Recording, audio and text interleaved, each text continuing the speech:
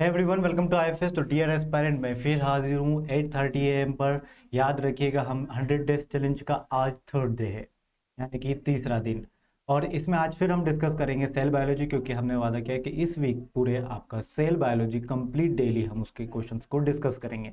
फिर एक एक कर हम यूनिट वाइज क्वेश्चंस लाते रहेंगे। आई होप आपने क्वेश्चन सॉल्व कर लिए हैं। यदि नहीं किए तो प्लीज़ पहले इस वीडियो को यहीं पे रोको और आईएफएस का ऐप पर जाओ या आईएफएस की वेबसाइट पर जाइए और वहां जाकर आप पहले ये टेस्ट के ये क्वेश्चंस जो हैं इनको अटेम्प्ट कीजिए, फिर आकर ये वीडियो देखिएगा। और आई होप आपने देख लिया होगा, आपने अटेम्प्ट कर लिए होंगे सारे क्वेश्चंस, तो आप तभी ये वीडियो देखने आए हैं। तो चलिए स्टार्ट करते हैं। और आपको पता तो है ना कि कहाँ पर अवेलेबल है क्वेश्चंस। नहीं पता तो मैं आपको बता देता हूँ। सबसे पहले आपको लॉगिन कर लेना है या गूगल पर टाइप करना है आईएफएस ऑनलाइन। जैसे आप क्लिक करोगे आपको लॉगिन करने के लिए बोलेगा, लॉगिन कर लेना।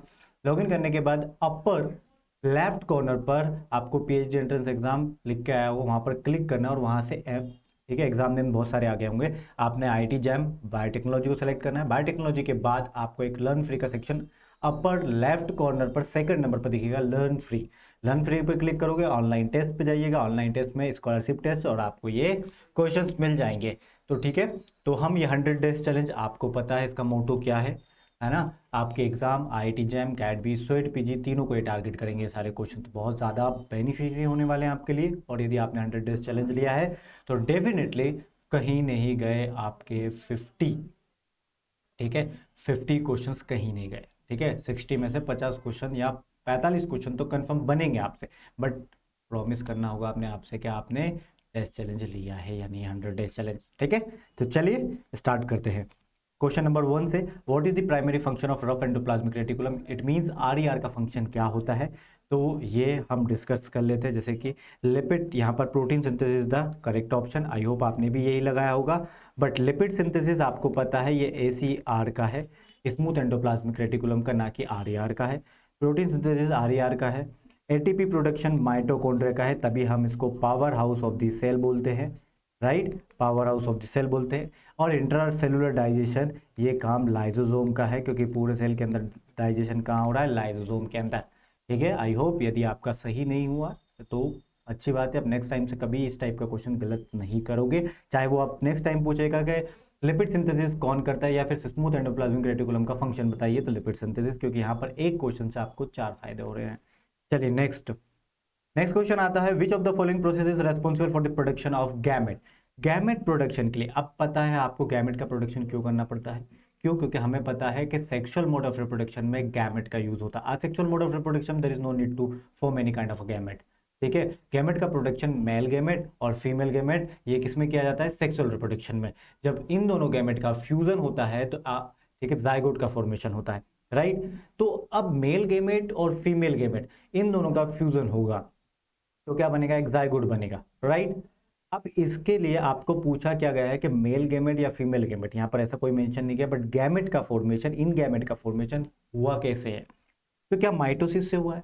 अरे माइटोसिस में तो इक्वेशनल डिवीजन होता है गाइस, यहाँ पर इक्वेशनल डिवीजन होता है। यानी कि कोई सी सेल आपने मान लीजिए कोई सी सेल ली है, ठीक है, जिस सेल में हम बोल रहे हैं कि वो डिप्लॉइड है, और 2n का आपने माइटोसिस करवाया, तो यहाँ से मिलने बनने वाली दोनों सेल, दोनों के सेल के अंदर कैसा, दोनों के दोनों डिप्लॉइड ही होंगी। याद रखिएगा, ये दोनों के दोनों डिप्लॉइड होंगी। ठीक है, तो एक सेल से 2 सेल बनती है माइटोसिस में, तो ये तो हो नहीं सकता। ठीक है, तो इस वजह से ये आंसर नहीं है। क्यों? क्योंकि दोनों डिप्लॉइड बन रही, और आपको पता है 2 डिप्लॉइड सेल को यदि फ्यूजन करवा कर देखोगे तो प्रॉब्लम कितनी बड़ी हो सकती है, टेट्राप्लॉइड बनेगा। ठीक है, जितना ज्यादा जीन का मतलब नंबर ही डबल एक्सप्रेस होंगे और वो सब दिक्कत ही कर सकता है, तो ऐसा नहीं है। तो इसलिए मियोसिस, हाँ मियोसिस में रिडक्शनल डिवीजन होता है। ठीक है, फिर इक्वेशनल डिवीजन होता है। तो पहले रिडक्शनल डिवीजन होगा तो 1 से 2 सेल बनेगी, ये एक सेल है। ठीक है, ये कोई एक सेल है, जैसे कि मैं मियोसिस का यहाँ पर बताता हूँ आपको। चलो यहीं पे बता देता हूँ, ये कोई मियोसिस है। ठीक है, मियोसिस आपने इस सेल में करवानी है 2n में। ठीक है, अब 2n में आपने मियोसिस करवाया। राइट, अब 2n में मियोसिस, तो एक सेल से कितनी सेल बनेगी गाइस, 2 सेल बनेगी। एक सेल से 2 सेल बनेगी, बट इसमें कैसा डिवीजन होगा, रिडक्शनल डिवीजन होगा। ठीक है, रिडक्शनल डिवीजन में आ रही लिख देता हूँ रिडक्शनल डिवीजन को। तो यहाँ पर रिडक्शनल डिवीजन होगा तो क्रोमोसोम का नंबर हाफ हो जाएगा, तो 2n से हाफ हो गया। अब होता है इससे 2 से फिर अगेन 2 सेल बनती है ना। ये एक बार मियोसिस पूरा कंप्लीट होगा। जैसे मियोसिस में एक सेल में डिवीजन होगा तो 1 से 4 सेल बनती है, तो पहले 2 बनेगी फिर 2 बनेगी, फिर उसको पूरा कंप्लीट एक मियोसिस बोलेंगे, ठीक है।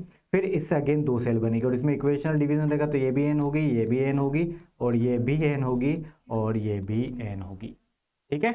तो यही हमारा करेक्ट आंसर है, क्योंकि 2 एन का फ्यूजन करेंगे तो 2 एन डिप्लॉयड ऑर्गेनिज्म बन रहा है, ठीक है।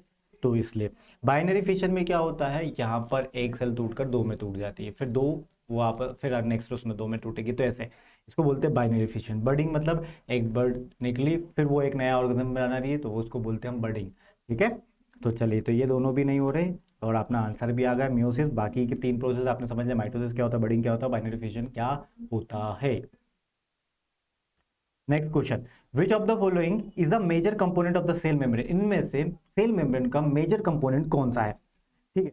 तो पहली बात तो हम बात कर रहे हैं एनिमल सेल मेम्ब्रेन की, यहाँ पर मुझे मेंशन कर देना तो ज़्यादा सही रहता है, एनिमल सेल मेम्ब्रेन, ठीक है। चलो, पर सेलुलोज प्लांट के वहाँ पर होता है, ठीक है। Phospholipid is the correct answer, और major component of the cell membrane of animals बोलोगे तो ये और ज़्यादा बेहतर रहेगा, सही, ठीक है। तो phospholipid is the correct answer, क्योंकि हमारी प्लाज्मा मेम्ब्रेन के अंदर फोस्फोलिपिड मेजर कंपोनेंट है। काइटिन, ये किसके सेल वॉल में होता है, फंजाई की सेल वॉल में होता है, ठीक है। और पेप्टिडोग्लाइकन बैक्टीरिया की, ठीक है। तो आपको आई होप समझ में आ गया होगा कि किसका क्या है। चलिए, next question, which type of cell junction, और गाइस सुनिए एक मिनट, यदि आपने क्वेश्चन स्टार्ट नहीं किया तो प्लीज क्वेश्चन करना स्टार्ट करो, क्योंकि जरूरी है, ठीक है। तभी आपसे बोला है, और ये 100 डेज चैलेंज हमने इसलिए हमारे लिए नहीं लिया, ये आपके लिए लिया है। हम कंसिस्टेंसी शो कर सकते हैं तो आप क्यों नहीं, ठीक है। तो डेली बेसिस पे सॉल्व कीजिए, ठीक है। चलिए, which type of cell junction allow for communication between adjacent cell, अरे भैया ये एक सेल है, चलो मान लीजिए ये एक सेल है, ठीक है, ये एक सेल है, और ये एक अनदर सेल है, ठीक है, ये अनदर सेल है। इन दोनों के बीच में कम्युनिकेशन कैसे हो सकता है, तो यहाँ से कोई गैप होगा तभी तो कम्युनिकेशन होता है, क्योंकि बोल क्या रहा है, अलाउ कर रहा है, खुद ही सेल खुद अलाउ कर रहा है दूसरे से कम्युनिकेशन करने के लिए, allow for communication between the adjacent cell. तो कैसे कम्युनिकेशन होगा, टाइट जंक्शन में तो ये दोनों सेल इतनी टाइटली अरेंज होंगे कि दोनों के बीच में कोई भी चेंजेस नहीं आएंगे, डेस्मोसोम भी नहीं होगा, gap junction is the correct answer, gap junction is the correct answer, hemidesmosome भी नहीं, तो गैप जंक्शन, गैप से प्रॉपर क्या होगा, कम्युनिकेशन भी होगा, ठीक है एवरीवन। चलिए नेक्स्ट और लास्ट क्वेश्चन है ये, which of the following process involve in the uptake of liquid into a cell by the formation of vesicle, अरे आप पानी पीते हो, ऐसे सेल भी लिक्विड अपटेक करता है, तो यदि सेल, आप खाना खाते हो, ठीक है, सॉलिड फूड खाते हो, ऐसे सेल भी अपटेक करता है, ठीक है। जैसे मैक्रोफाइज है, ठीक है, तो वो क्या करते हैं ना, वो आउटर सेल पे कुछ भी, उसका काम है अब तक इनगल्फ कर लेना, ठीक है। अब उसको बोलते हैं हम फेगोसाइटोसिस, ठीक है। तो यदि सॉलिड फूड हो तो उसको फेगोसाइटोसिस बोलते हैं, यदि लिक्विड को इनटेक करे, ठीक है, तो उसको हम बोलते हैं पिनोसाइटोसिस, ठीक है। पिनोसाइटोसिस कहाँ पर है, ठीक है, तो लिक्विड को पिया जाता है, खाया तो नहीं जाता, तो इसलिए पिनोसाइटोसिस। फेगोसाइटोसिस में सॉलिड फूड के लिए होता है, तो इसलिए ये नहीं है। एक्सोसाइटोसिस मतलब बाहर, ठीक है, एंडोसाइटोसिस मतलब अंदर लेना, एक्सोसाइटोसिस बाहर, ठीक है। और एंडोसाइटोसिस हो सकता था, ये यदि एमएसक्यू हो सकता था तो, बट यहाँ पर एंडोसाइटोसिस भी नहीं होगा, क्योंकि क्लियर टर्म देख रखिए पिनोसाइटोसिस, ठीक है। तो याद रखिए, हाँ इसके अंदर दोनों आ सकते थे, एंडोसाइटोसिस के अंदर फेगोसाइटोसिस और पिनोसाइटोसिस, बट यहाँ पर हमको कुछ ऐसा स्पेसिफिक बोला नहीं गया है, तो इसलिए ये हमारा करेक्ट आंसर होगा क्या, पिनोसाइटोसिस। तो ये आपका ये क्वेश्चन भी हुआ।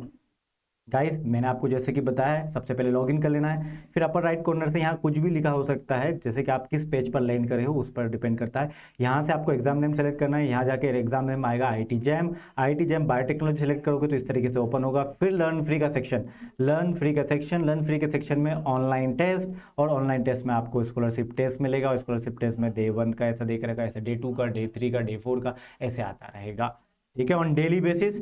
तो कंसिस्टेंसी रखनी है, हार्ड वर्क तो आप कर रहे हो, डेली क्वेश्चन अटेम्प्ट आपके मैक्स टू मैक्स 15 मिनट्स जाएंगे गाइस, ठीक है, मैक्स टू मैक्स, खाना खाते हुए, खाना भी नहीं, ब्रेकफास्ट करते हुए। और यदि आपने IFS का ऐप डाउनलोड नहीं करा तो प्लीज डाउनलोड अवर ऐप, क्योंकि आपके लिए फायदेमंद रहेगा ये, ठीक है एवरीवन।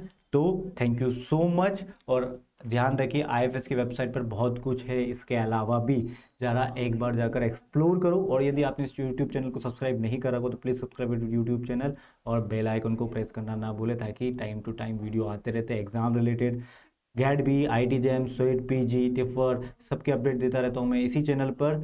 तो चैनल से जुड़ना ना भूले, सब्सक्राइब कर लीजिएगा। Till then bye bye, take care and happy learning. कल मिलते हैं 8:30 AM पर मॉर्निंग शाम। Bye bye.